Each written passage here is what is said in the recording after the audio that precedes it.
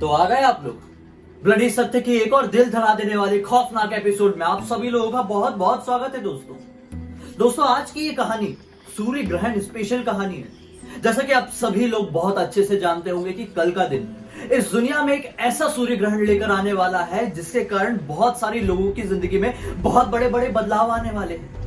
लेकिन क्या आप लोग ये जानते हैं कि सूर्य ग्रहण एक ऐसा समय होता है, कोई भी ग्रहण एक ऐसा समय होता है जिस ग्रहण में जितनी भी काली शक्तियां होती है ना दोस्तों, वो ज्यादा पावरफुल होती है। वो इंसानी सभ्यता के साथ, वो हम इंसानों के साथ कुछ भी कर सकती है, जो चाहे वो कर सकती है। क्योंकि माना जाता है ग्रहण एक ऐसा समय होता है जो उजाले को हरा देता है, अंधकार उजाले को हरा देता है ग्रहण के समय में दोस्तों।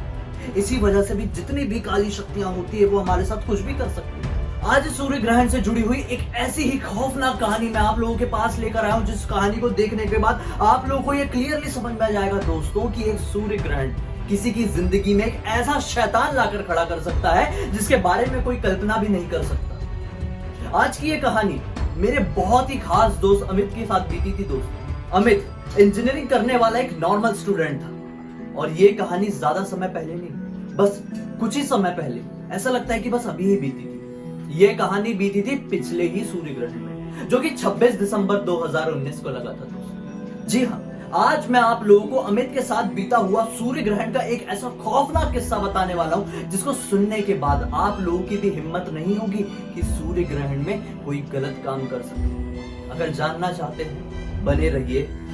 अगर मन में कुछ बात है या फिर मुझसे कुछ कहना चाहते हैं तो डायरेक्टली मेरे फेसबुक पेज पर या फिर इंस्टाग्राम आईडी पर आ सकते हैं। वहां पर हम लोग ढेर सारी बातें कर सकते हैं। लिंक आपको वीडियो के डिस्क्रिप्शन बॉक्स में मिल जाएगा। नमस्कार दोस्तों, मेरा नाम अमित शर्मा है। मेरी उम्र तकरीबन 19 साल और मैं भोपाल का रहने वाला हूँ। ये जो वाकया मेरे साथ बीता था ये आज से बस कुछ ही समय पहले बीता था, मतलब पिछले सूर्य ग्रहण में। आप सभी लोगों को पता होगा कि जब पिछला सूर्य ग्रहण पड़ा था तो उसके कारण पूरी दुनिया में कितना बड़ा बदलाव आ गया। दरअसल सूर्य ग्रहण या चंद्र ग्रहण एक ऐसी सिचुएशन होती है जिस सिचुएशन में बहुत सारे हालात बदल जाते हैं। कई राशियों के ऊपर बुरा प्रभाव भी पड़ता है और कई राशियों के ऊपर अच्छा प्रभाव भी पड़ता है। बड़े बूढ़ों का यह मानना है कि सूर्य ग्रहण के साथ, सूर्य ग्रहण के टाइम में कुछ ऐसी चीजें नहीं करना चाहिए जो हमारे लिए फायदेमंद होती है। कोई भी ऐसी चीज, अगर कोई भी ऐसा काम अगर करते हैं हम सूर्य ग्रहण में या चंद्र ग्रहण में जिससे हमें हमारे शरीर में फायदा हो सकता है, तो माना जाता है कि उसका सीधे सीधे बुरा प्रभाव हमारी लाइफ में पड़ता है। जैसे कि अगर हमें भूख लगी और हम लोग सूर्य ग्रहण सूतक के समय, मतलब जो सूत का समय माना जाता है, उस समय खाना खाते हैं तो हमारे साथ बुरा प्रभाव पड़ सकता है, हमारी तबीयत खराब हो सकती है। ये तो एग्जाम्पल है, ऐसी बहुत सारी चीजें हमारे साथ बीत सकती है जिसके बारे में हमने कभी इमेजिन भी नहीं किए थे। दोस्तों, मैं एक ऐसी फैमिली से बिलोंग करता हूं जो कि एक रूढ़िवादी फैमिली है। लेकिन कभी कभी ये रूढ़िवादी जो लोग होते हैं वो ऐसी ऐसी बात कह जाते हैं जो हमारे जहन में छप जाती है, क्योंकि उनकी कही हर एक बात सच्ची साबित हो सकती है। दोस्तों, मैं एक ऐसे स्वभाव का लड़का था जो कि किसी भी बातों पर विश्वास नहीं करता था। उसे हर बात उल्टी ही लगती थी। दुनिया में कुछ ऐसे लोग होते हैं, मेरे जैसे लोग, जिन्हें कुछ काम करने के लिए अगर मना किया जाए कि नहीं तुझे वो काम नहीं करना, वो मत करना, उनकी इच्छा होती है कि वो वही काम करे। मैं भी उनमें से था।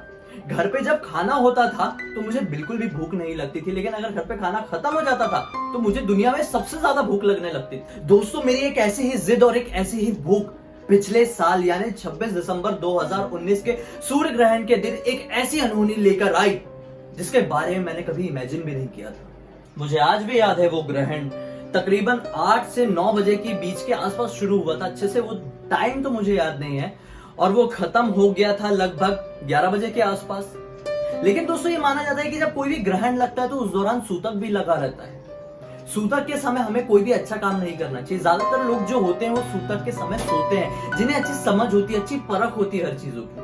लेकिन मैंने अभी आप लोगों को बताया, मैं एक ऐसा बच्चा था, मैं एक ऐसा लड़का हूं जो किसी भी चीजों पर विश्वास नहीं करता था, उल्टे ही काम करने होते थे। ये जो 25 दिसंबर यानी सूर्य ग्रहण से एक दिन पहले का दिन था, उस दिन लगा हुआ था सूतक। शाम 5 बजे के आसपास से 5 बजे के आसपास से माना जाता यह है कि सूतक के समय में कोई भी काम नहीं करना चाहिए। हमें भूख भी लगती है ना तो भूख भी रोक लेनी चाहिए, खाना भी नहीं खाना चाहिए। हाँ, ऐसा हमारे बड़े बुजुर्गों का कहना है, ऐसा हमारे ग्रंथों का कहना है। सूर्य ग्रहण से बस 2 दिन पहले यानी कि 24 दिसंबर सन 2019 को मेरे जो मॉम डैड थे वो हमारे गांव जबलपुर गए हुए थे। जबलपुर में हमारी पूरी फैमिली रहती है, हम लोग बस दादा दादी मम्मी पापा हम लोग यहाँ भोपाल में रहते थे। तो मॉम डैड इसलिए शायद जबलपुर गए हुए थे क्योंकि हमारे कोई फैमिली फंक्शन था इस वजह से।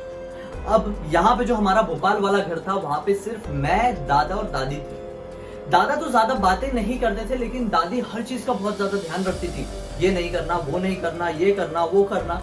आज 25 दिसंबर था और सूर्य ग्रहण लगने में तकरीबन आधा घंटा बाकी था। मेरी दादी ने मेरे सामने अच्छा सारा खाना ले आई, बोली भरपेट खा ले, और जब तक ये सूर्य ग्रहण खत्म नहीं होगा ना तब तक तुझे खाना नहीं मिलेगा, सिर्फ तुझे सोना है और कुछ भी नहीं करना है। लेकिन मैं तो ठहरा जिद्दी। जब दादी ने वो खाना लेकर आई मैंने वो पूरा खाना खाया और लगभग 5:15 बजे के आसपास से सूतक लग गया था, और सूतक लगने के ठीक 1 घंटे बाद मैंने दादी से फिर से खाना मांगा, जबकि मैंने थोड़ी देर पहले भरपेट खाना खाया था। लेकिन दोस्तों मेरी दादी ने तुरंत मना कर दी कि नहीं, तूने भरपेट खाना खाया था, तुझे भूख नहीं लगी, मुझे बहुत अच्छे से पता है, और अब तुझे खाना सीधे सूर्य ग्रहण खत्म होने के बाद ही मिलेगा। ये सूतक का समय चल रहा है, ये सबसे ज्यादा एक ऐसा समय होता है कि कोई भी काम करो तो उसका बुरा प्रभाव आपके ऊपर पड़ सकता है।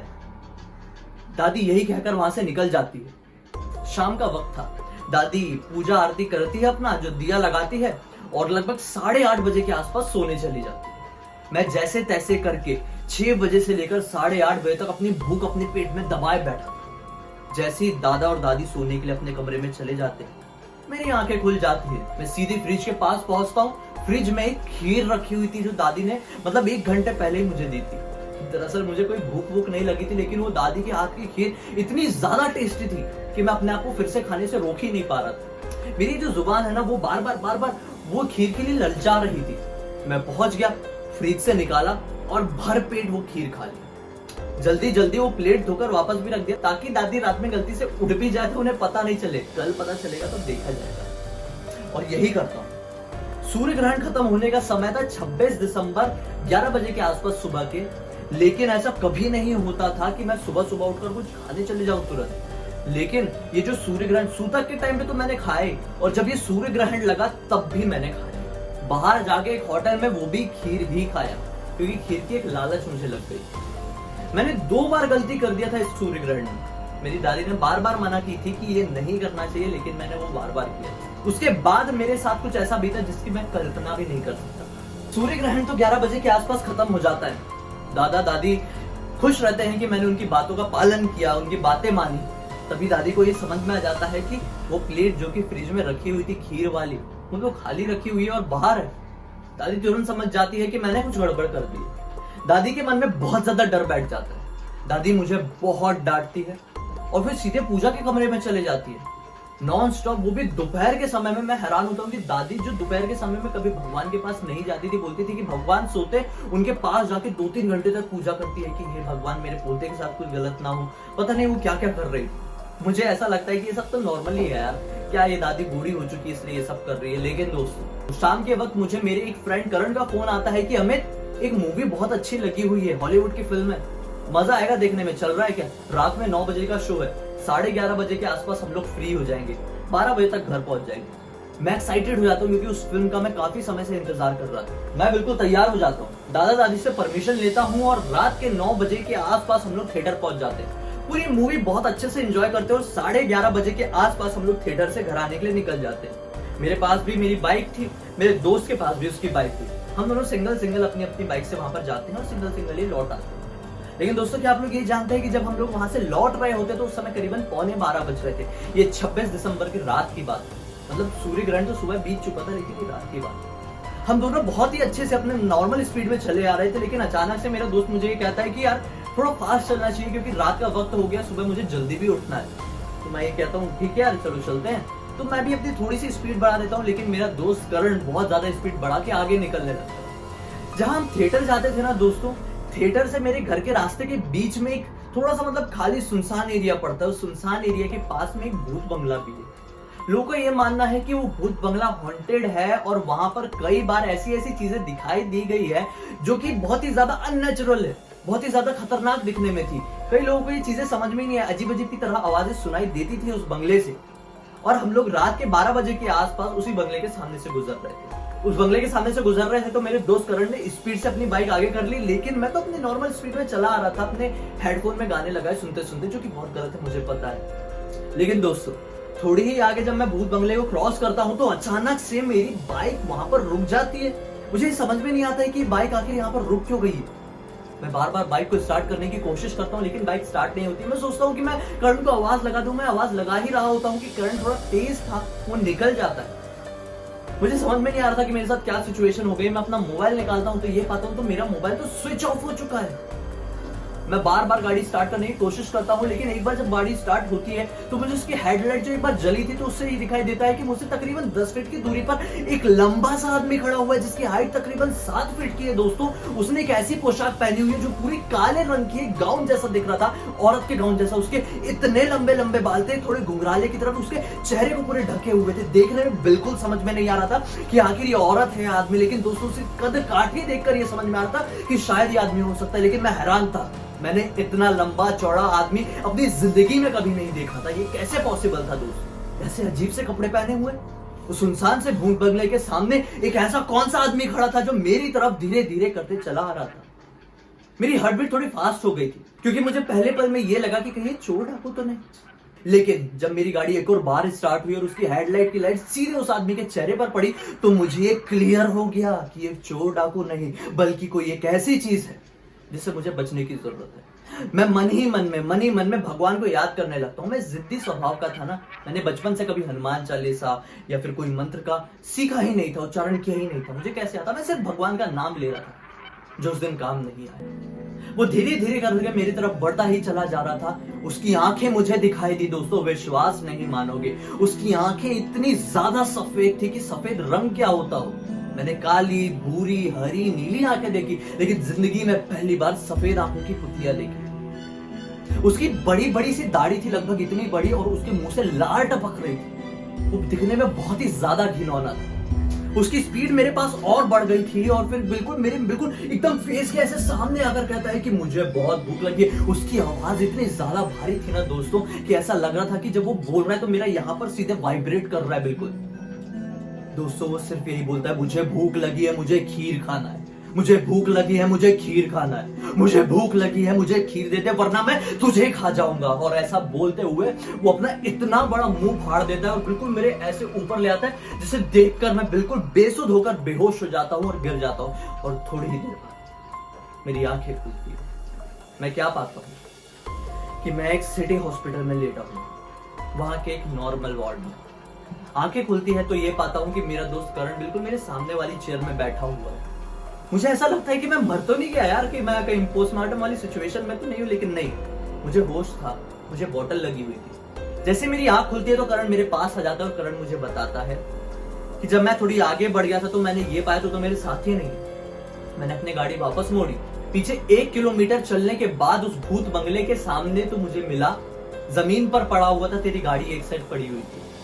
तो जैसे मैंने तेरे शरीर को हाथ लगाया, तेरा शरीर आग की तरह तप रहा था। तभी मैं समझ गया कि तुझे अचानक से बहुत ज्यादा बुखार आ गया, तुझे हॉस्पिटल लेके आ जाना चाहिए। और मैं तुझे सीधे यहाँ पर हॉस्पिटल लेकर आता हूँ। दादी को फोन करती हूँ, बस थोड़ी देर में पहुंचती ही। बस उसकी बात ये खत्म होती ही है कि 2 मिनट के अंदर दादी वहां पर एंटर कर जाती है। जैसे ही मैं अपनी दादी की शक्ल देखता हूँ मुझे समझ में आ जाता है मैंने अपनी जिंदगी में क्या गलती की, मेरे साथ क्या मनुष्य जुड़ गया।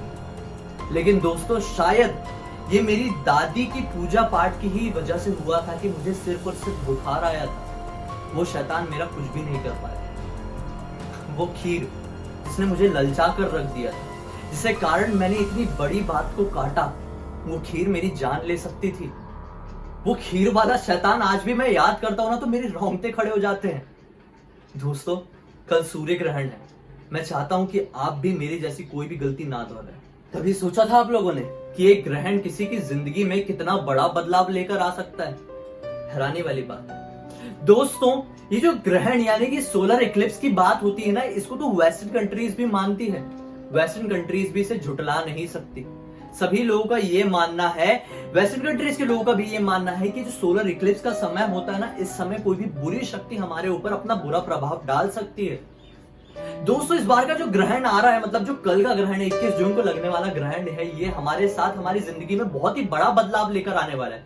ये ग्रहण कुछ लोगों के लिए तो राजयुग जैसा समय लेकर आने वाला है, तो वहीं पर कुछ ही लोगों के लिए ये बहुत ही मनुष्य समय साबित होने वाला है दोस्तों। लेकिन ये ग्रहण किसके लिए अच्छा साबित होगा, किसके लिए बुरा साबित होगा, इस ग्रहण में क्या करना चाहिए, क्या नहीं करना चाहिए, कितने बजे से कितने बजे तक लेगा, ग्रहण से पहले ग्रहण के बाद आपको क्या करना चाहिए तो इसके आप बुरे प्रभाव से बच सके, इसका बुरा प्रभाव अच्छे प्रभाव में बदल सके, तो आपको इसके लिए क्या करना होगा दोस्तों, ये सब जानना है ना, तो मेरे ब्लडी टैक्स के वीडियो को चेक करो।